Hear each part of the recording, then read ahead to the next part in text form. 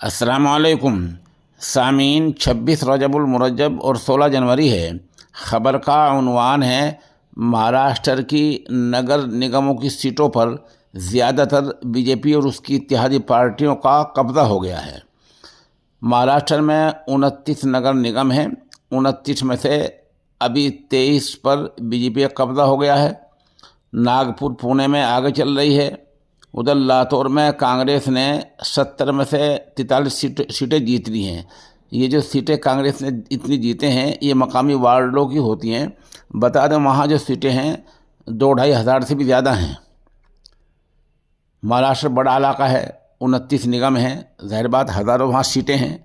उन सीटों में से जहाँ कांग्रेस ने 70 सीटें जीती हैं और उद्धव ठाकरे की पार्टी बहुत कम रह गई है।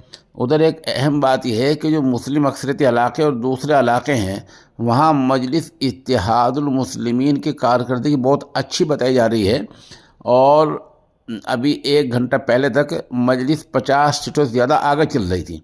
बहरहाल आप हमारे साथ बने रहें, जैसा कुछ देर शाम तक नतीजे सामने आएंगे हम उनसे आपको मुत्तला करेंगे। फ़िलहाल तो इतनी खबर ये है और ये बहुत अहम खबर है कि महाराष्ट्र जैसे इलाकों में नगर निगम की बेशतर सीटों पर बीजेपी और उसकी इत्तेहादी पार्टियों का कब्जा हो गया है। मुंबई के मुस्लिम इलाकों में ओवैसी साहब ने सिर्फ 3 सीटें जीती हैं, लेकिन कई सीटों पर कांग्रेस से लेकर एनसीपी का गेम खराब कर दिया है।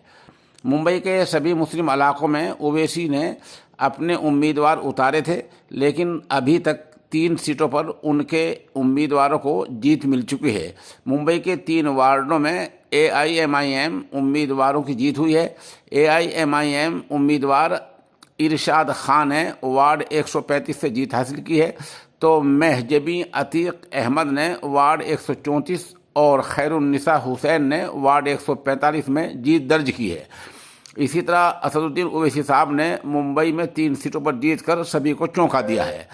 मजलिस इत्तेहादुल मुस्लिमीन ने औरंगाबाद यानी छत्रपति संभाजी नगर निगम में सबसे बेहतरीन मुजाहरा किया है। वहाँ कुल 115 सीटें हैं, जिसमें से ओवैसी की पार्टी 24 सीटों पर जीत हासिल कर चुकी है। ये आगे चल रही है। औरंगाबाद में एक बड़ी सियासी ताकत के तौर पर उभरी है। यहाँ से मजलिस के इम्तियाज़ जलील 2019 में MP रह चुके हैं। इम्तियाज़ जलील के सियासी असरात के चलते नगर निगम चुनाव में जीत दर्ज हो गई है।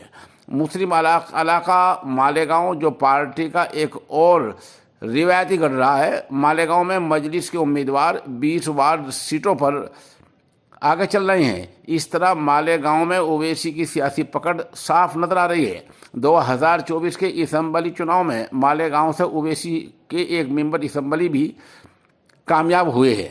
मालेगांव नगर निगम चुनाव में कुल 84 सीटें हैं, जिसमें से ओवैसी साहब की पार्टी को सबसे ज़्यादा 20 सीटों पर बढ़त मिल रही है।